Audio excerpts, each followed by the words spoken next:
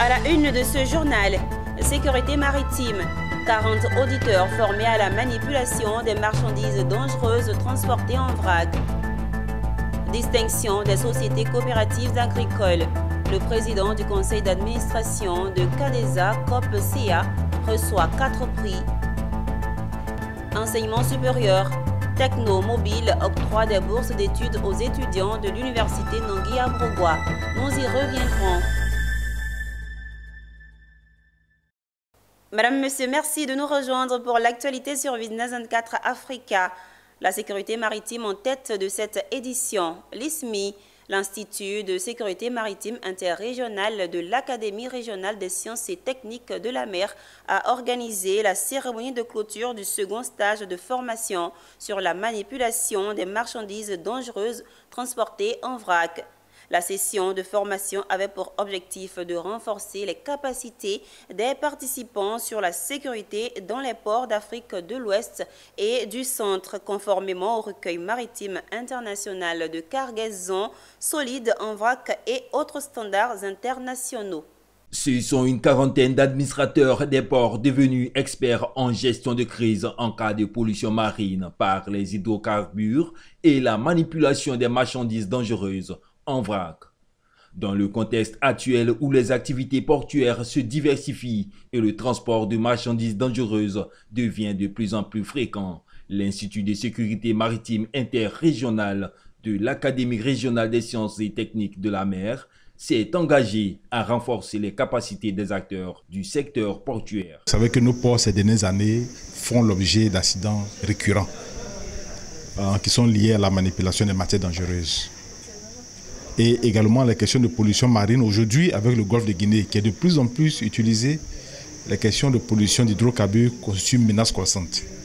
Donc il est important de prévenir, mais en même temps de former des personnes à comment réagir quand un accident se produit pour pouvoir limiter l'impact.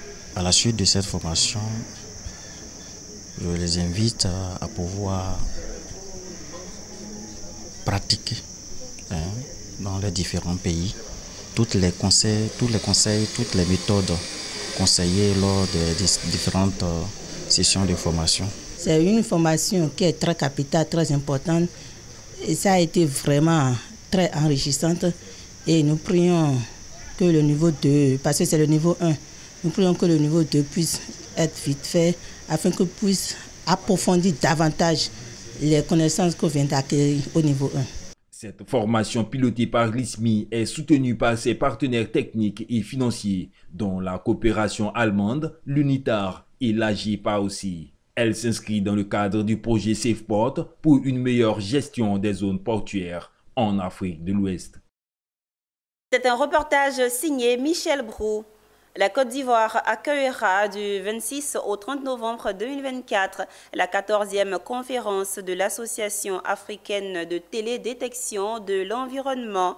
L'observation de la Terre, pilier du développement socio-économique durable de l'Afrique, est le thème de ce 14e rendez-vous. Le président du comité scientifique, professeur Afion Kwadio, a livré à la presse à Abidjan le contenu de cette rencontre qui réunira les acteurs sur l'impact des technologies d'observation sur Terre. Nous vous proposons de suivre un extrait de son intervention. Cette réunion a pour but d'annoncer officiellement la tenue de la 14e conférence de l'Association africaine de télédétection et de l'environnement, ARSC. Cet événement donc va se tenir ici à Abidjan, au Sofitel, du 26 au 30 novembre 2024. Avant d'aller plus loin, je voudrais indiquer ce qu'apporte cette conférence pour notre pays. En effet, pour la Côte d'Ivoire, pays hôte, cet événement représente une opportunité exceptionnelle de se positionner en tant que leader régional dans le domaine des technologies spatiales.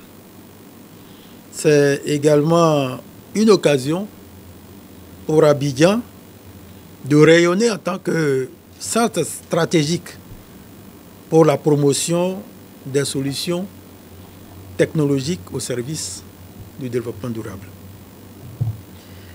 Le thème de cette conférence, c'est observation spatiale, pilier du développement socio-économique durable pour l'Afrique. Et ce thème, comme vous le constatez, est au cœur des enjeux de notre continent. Ça reflète à la fois les défis actuels auxquels notre continent est confronté et les opportunités qui s'offrent à nous, que nous devrons saisir justement pour construire un avenir résilient et prospère pour les populations en Afrique. C'était à propos recueillis par nos reporters Pierre Tebeu et Marussi Seri. Parlons distinction. C'est une moisson de trophées lors de la remise des prix de l'Interafricaine de communication et de sondage. La société agricole Cadesa COP-CA a raflé 4 prix, témoignant de son leadership dans le secteur agricole. Le témoignage de Aïssata Kone. Une récolte très fructueuse pour la coopérative Cadesa COP-CA, distinguée avec 4 prix. Ce vendredi 22 novembre à Yvotel, Abidjan Plateau. Prix du meilleur dirigeant de coopérative agricole de café cacao, meilleur administrateur, meilleur trésorier, meilleure société de coopérative. C'est un honneur, une fierté. Et c'est le fruit du travail acharné, du travail abattu. Je tiens à féliciter nos vaillants producteurs et productrices qui, grâce à eux, on a pu avoir ces prix ce soir.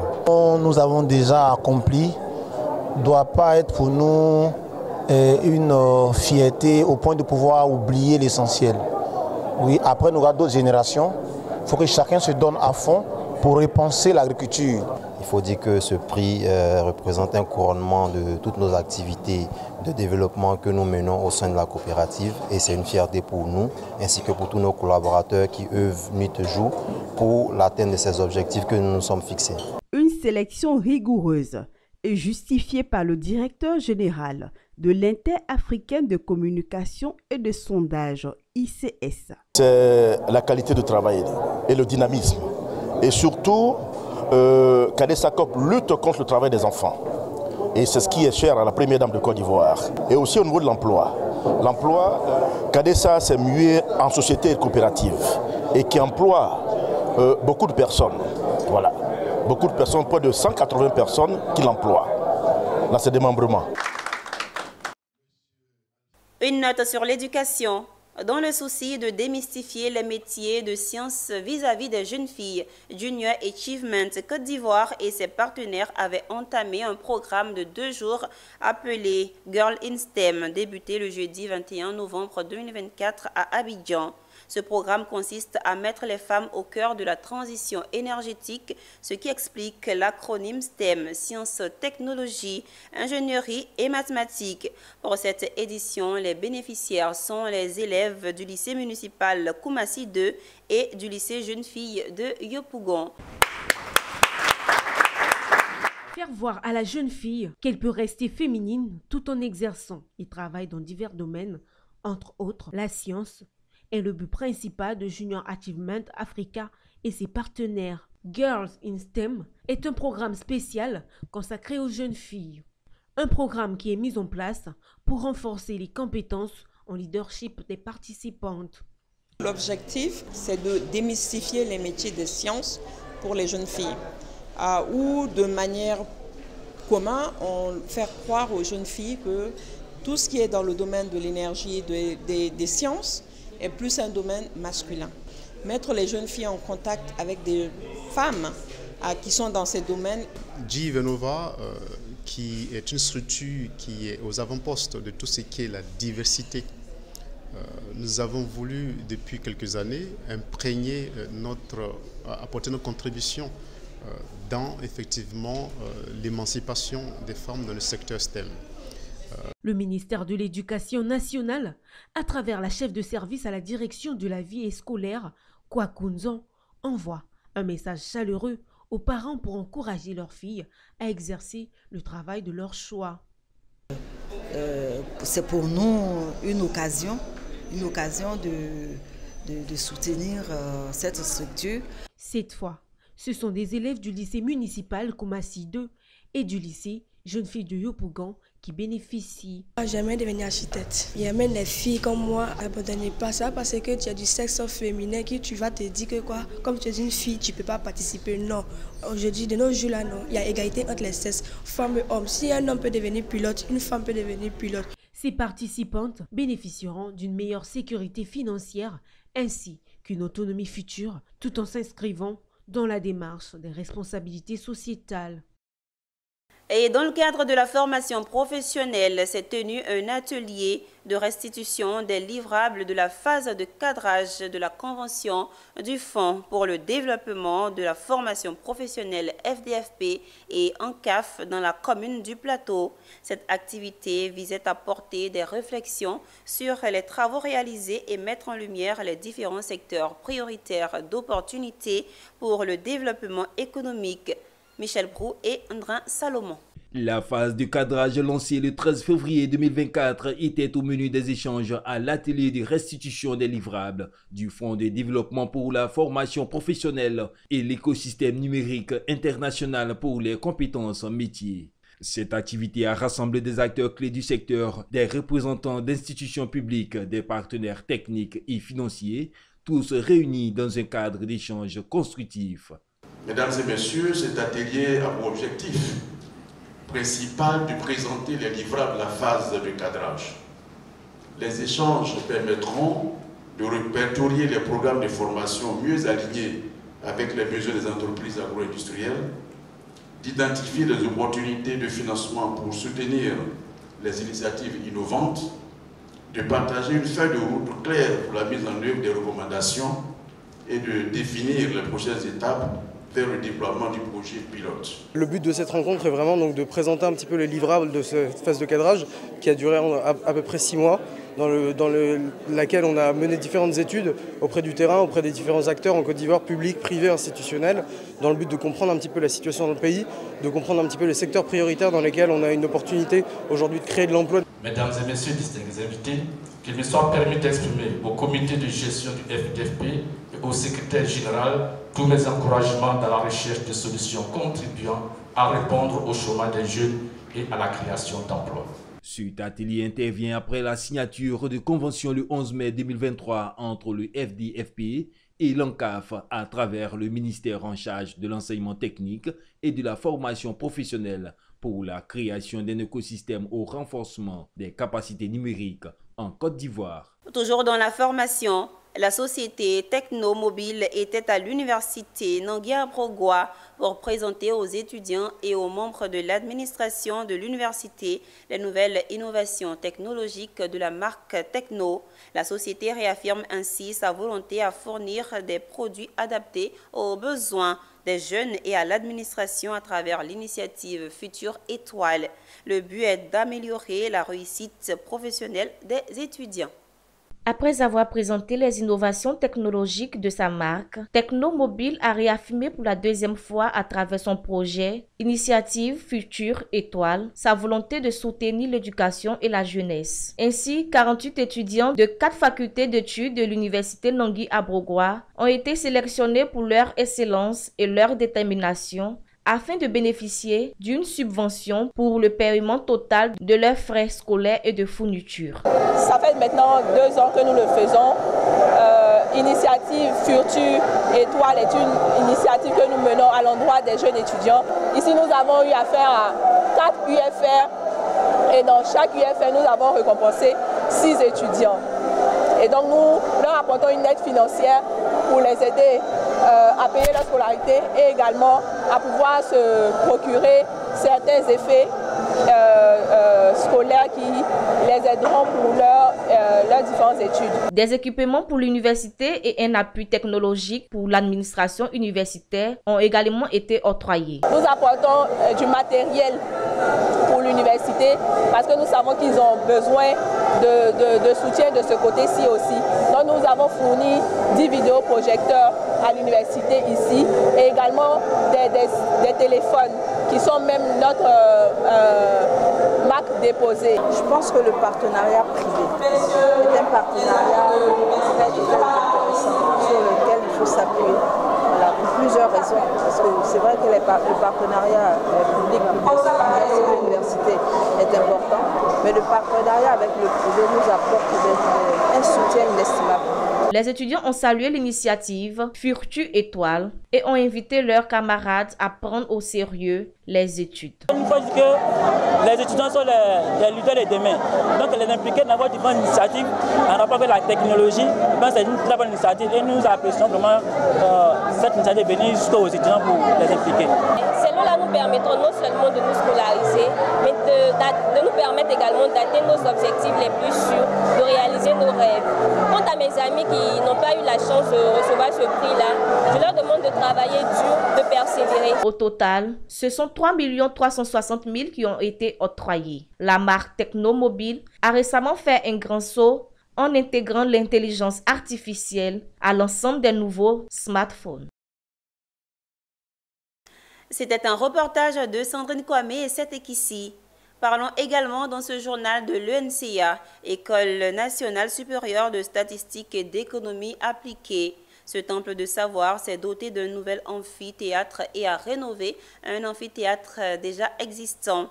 Le nouveau joyau architectural d'un coût global de 650 millions de francs CFA veut également améliorer les conditions d'apprentissage des élèves et promouvoir l'excellence académique et l'innovation pédagogique à l'ENCA. Le compte rendu de Mondésir Nascimento. Les ministres professeurs Adama Diawara et Kaba Nialé, tous ensemble. L'occasion, la dotation de 2 amphithéâtres à l'UNCA, École nationale supérieure de statistique et d'économie appliquée. Ces infrastructures sont aménagées pour favoriser les échanges et la collaboration. Elles s'inscrivent dans une démarche plus globale visant à créer les conditions d'une offre pédagogique de qualité. Elles contribuent également à augmenter les capacités de l'NCA en offrant un environnement d'apprentissage performant tant pour les étudiants que pour l'administration.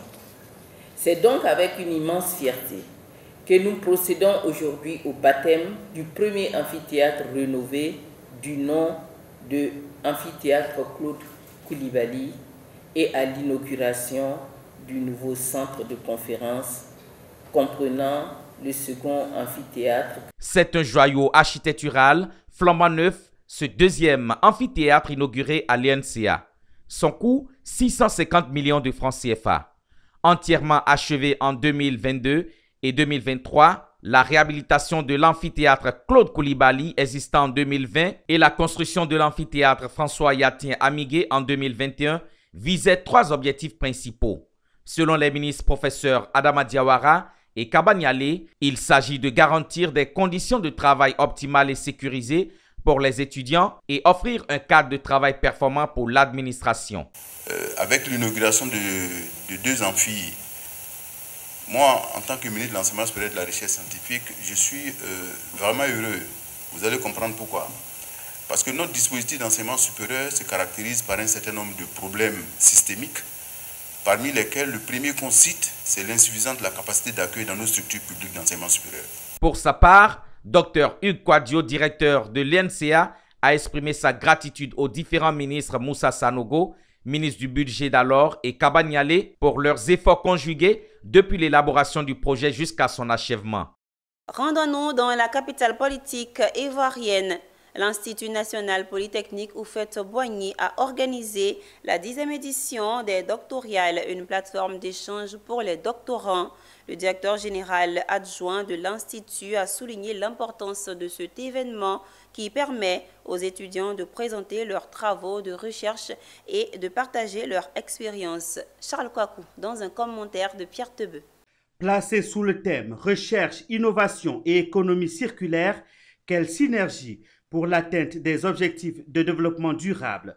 Cette édition a rassemblé divers acteurs de l'enseignement supérieur et du secteur privé, tous motivés par la nécessité de renforcer les liens entre recherche et innovation pour répondre aux enjeux de développement durable. Alors que les défis environnementaux et sociaux devient de plus en plus pressant, la Côte d'Ivoire doit repenser ses modèles de production et de consommation. L'économie circulaire, en opposition au modèle linéaire traditionnel, extraire, produire, jeter, propose des solutions durables en prolongeant la durée de vie des produits et en favorisant la réutilisation des ressources. Ici, cette activité, on appelle ça le doctorat. C'est une activité qui est organisée normalement par les doctorants eux-mêmes.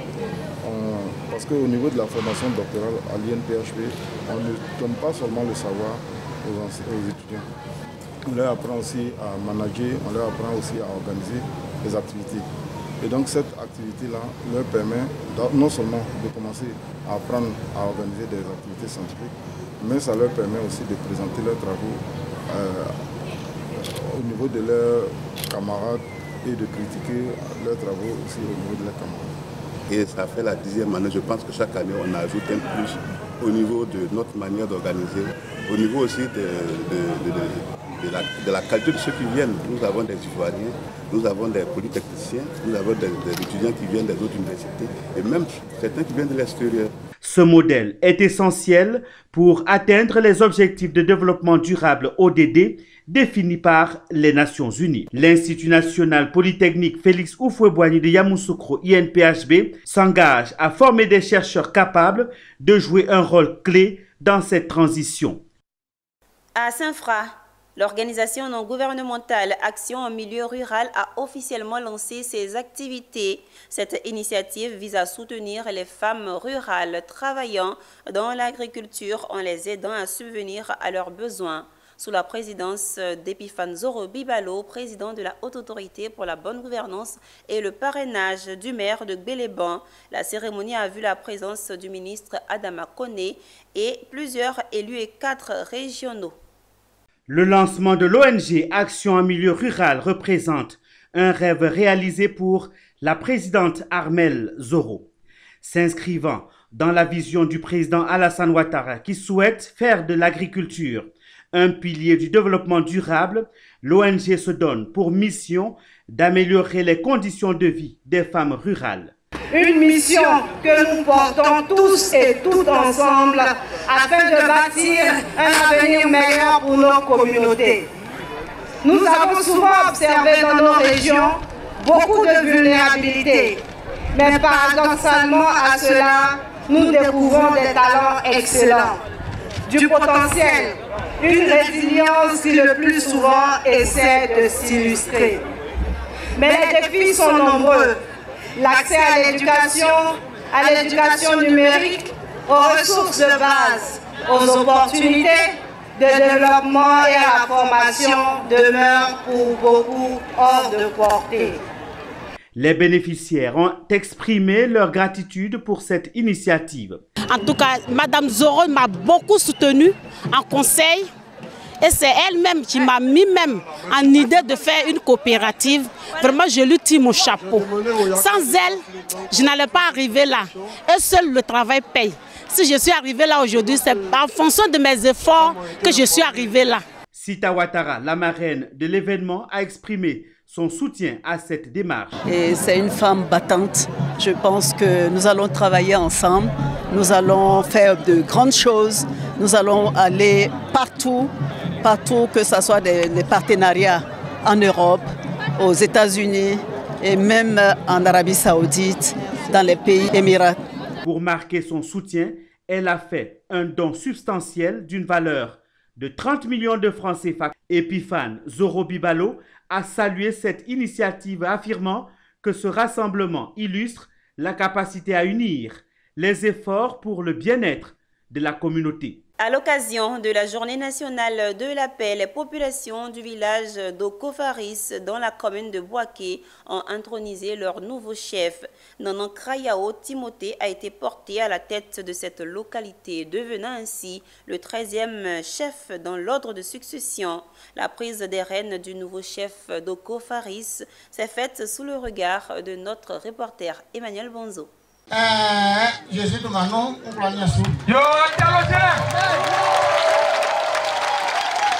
Nanankra Yao Timothée est désormais le dignitaire en chef du village d'Oko-Faris, localité à 5 km de Boaké. Le nouveau chef a été intronisé, 13e souverain dans l'ordre de succession de l'histoire de ce village. Pour l'accomplissement de sa mission, Nanankra Yao Timothée appelle à l'union de tous afin de répondre aux aspirations de développement de toutes les populations.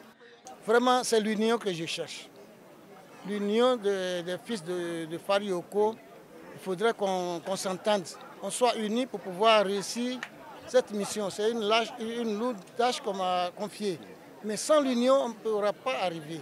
Dans la ferveur, les habitants d'Oko-Faris ont marqué leur adhésion et cohésion autour de leur nouveau guide traditionnel. Chaque force vive d'Oko-Faris a donc salué la venue de son nouveau dirigeant, auprès de qui autorités, cadres, jeunes et femmes entendent jouer un rôle important pour la réussite de la gouvernance de Nanankra Yao Timothée. C'est qu'il soit un appui pour ses cadres, un appui pour ses fils, pour que ceux-ci puissent, avec sa bénédiction, conduire tous les projets de développement du village. Il faut qu'il accepte de prendre tous les enfants d'Oko, de faire en sorte qu'il y ait la paix, la cohésion, l'entente entre les enfants de ce village.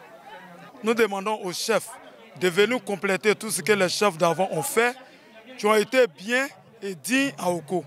Et désormais, les questions de terre, les questions donc de vivre ensemble, d'harmonie, tout cela va être régenté par le chef Kra Yao Timothée.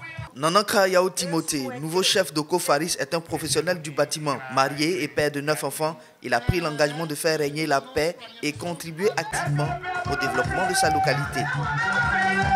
Cette note festive marque la fin de ce journal de Business 24 Africa. Restez toujours sur la chaîne, les programmes se poursuivent.